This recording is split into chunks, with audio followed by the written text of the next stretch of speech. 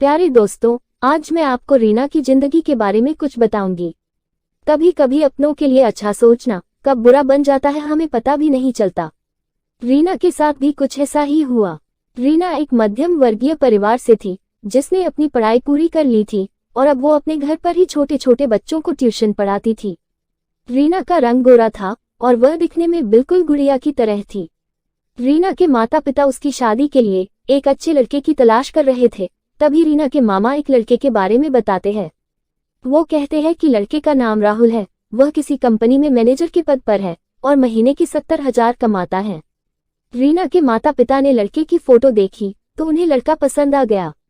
जब रीना की मां ने रीना को लड़के की तस्वीर दिखाई तो रीना ने कहा, जब आप दोनों को लड़का पसंद है तो मुझे भी पसंद है। अब लड़के और लड़की वालों के परिवार ने मिलकर शादी की तारीख तय कर दी। रीना के माता पिता बहुत खुश थे कि उनकी बेटी की शादी एक अच्छे घर में हो रही है। पूरे धूमधाम से रीना की शादी हो गई।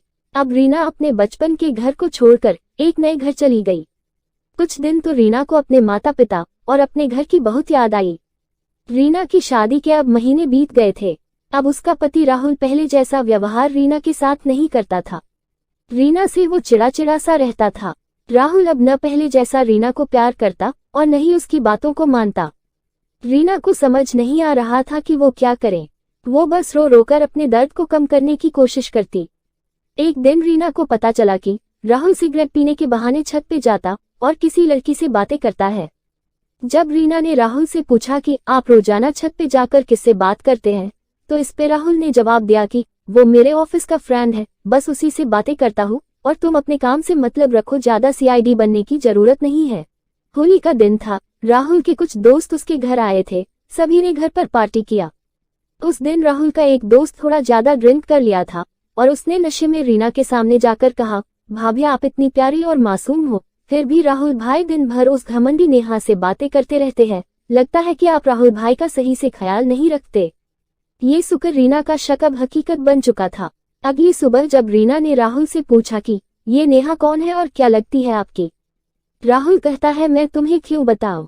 ये सुनकर रीना कहती है, मैं बीवी हूँ आपकी। राहुल रीना से गुस्से में कहता है, देखो तुमसे पहले वो मेरे लाइफ में आई। रीना कहती है, तो फिर मुझसे शादी क्यों किया।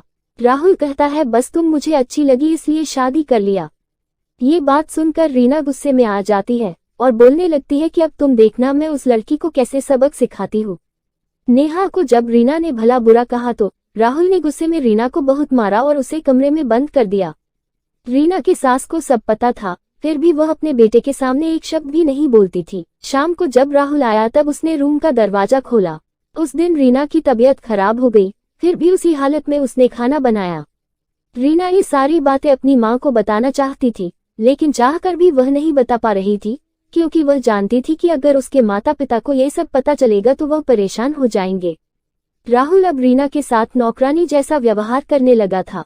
छोटी छोटी बातों पे उसे मारता। रीना अब धीरे धीरे डिप्रेशन का शिकार होने लगी थी। उसके दिमाग में गलत गलत ख्याल आने लगे। अब न वो समय पे खाना खाती और न ही किसी से बात करती। आखिरकार एक दिन रीना ने आत्महत्या कर ली। रीना ने आत्महत्या का कारण किसी को नहीं बताया, लेकिन उसकी सास को पता था कि रीना ने आत्महत्या क्यों किया। दूसरी तरफ रीना के माता पिता का रो रो कर बुरा हाल हो गया। रीना की मां ने पुलिस को रीना की आत्महत्या की वजह उसके ससुराल वालों को बताया।